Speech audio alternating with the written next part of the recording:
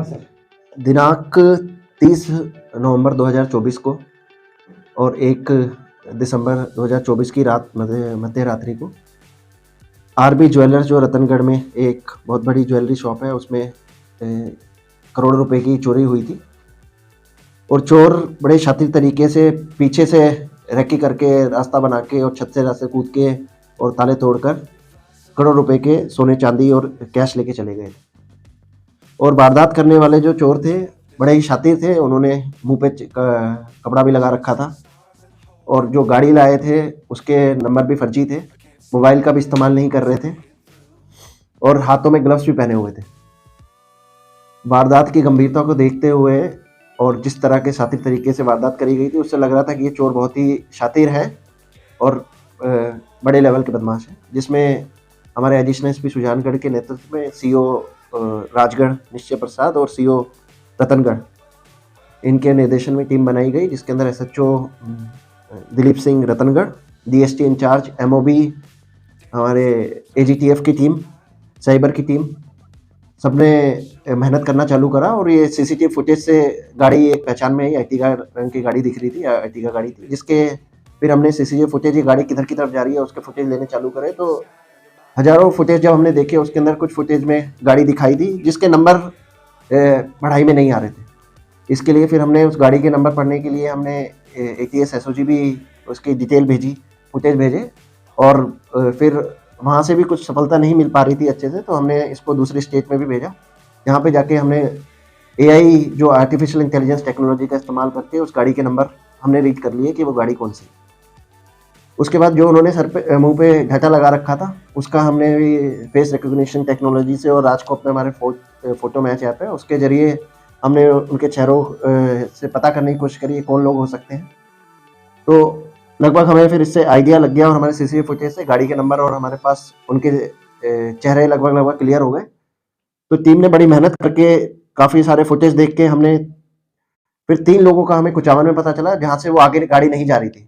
तो कुचामन में जाके इन 3 लोगों को हमने पकड़ लिया और वहाँ से ये जो निकले इनके यूपी के रहने वाले हैं, जो 3 पकड़े गए हैं अभी तक। एक भागीरथ है, पुत्र स्वर्गीय लालाराम बावरी, निवासी औरिया उत्तर प्रदेश।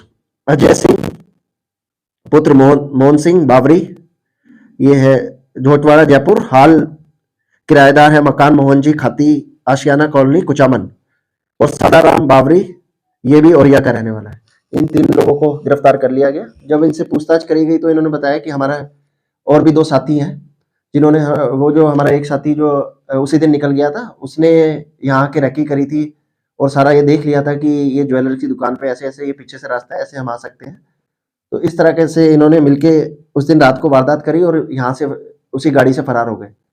और इन्होंने बड़े शातिर तरीके से बिना मोबाइल इस्तेमाल करे, हाथ में ग्लव्स पहन के और चेहरा करके आए थे। फिर भी हमने इस्तेमाल करके गाड़ी के पता किया, तो उससे पता करने कौन लोग हो सकते हैं। तो ये जो बड़े शातिर हैं, इनके काफ़ी मुकदमे भी अलग-अलग जगह दर्ज हैं। इनके बंगाल में भी इन्होंने 4 किलो सोने की चोरी करी थी। तो ये ऐसी बड़ी-बड़ी चोरियाँ ही करते हैं और ये अंतर्राज्यीय गैंग है, पूरा अलग-अलग स्टेट में जाके वारदातें करती है और बड़ी शातिर तरीके से करते हैं और एक भी सबूत छोड़ते नहीं है ताकि पुलिस इन तक नहीं पहुँच पाए। लेकिन हमारी टीम ने बड़ी मेहनत करके और ह्यूमन इंटेलिजेंस के साथ टेक्निकल जो साइंटिफिक तरीके से हमने टूल्स का इस्तेमाल करा, उससे ये वारदात खुलने में सफलता मिली। अब इनसे आगे प्रयास करेंगे कि जल्द से जल्द उन्होंने चोरी करी है वो रिकवरी हो। अभी तक ऐसी कोई चीज़ सामने नहीं आई। जिस तरह के ये शातिर चोर हैं, उससे इन्होंने पूरी अच्छी तरह से कई दिनों तक यहाँ रेकी करी, इसका पूरा रास्ता देखा कि आगे से कहाँ से रास्ता है, पीछे से कहाँ से रास्ता है और कैसे जा सकते हैं।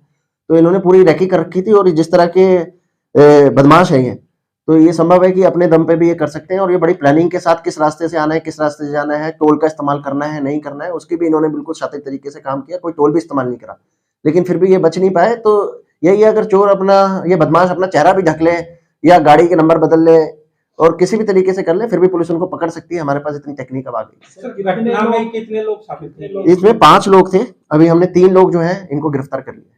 सर, क्या इनसे सामान भी बरामद हुआ? सामान के बरामद की प्रयास कर रहे हैं, जल्दी ही सामान बरामद कर लिया जाए। सर, अन्य 2 आरोपियों को डिटेन किया गया? 2 आरोपियों की हम तलाश कर रहे हैं, जल्दी ही उनके बारे में जानकारी देंगे। कस्बेवासी थोड़े भयभीत है, तो आप क्या संदेश देंगे?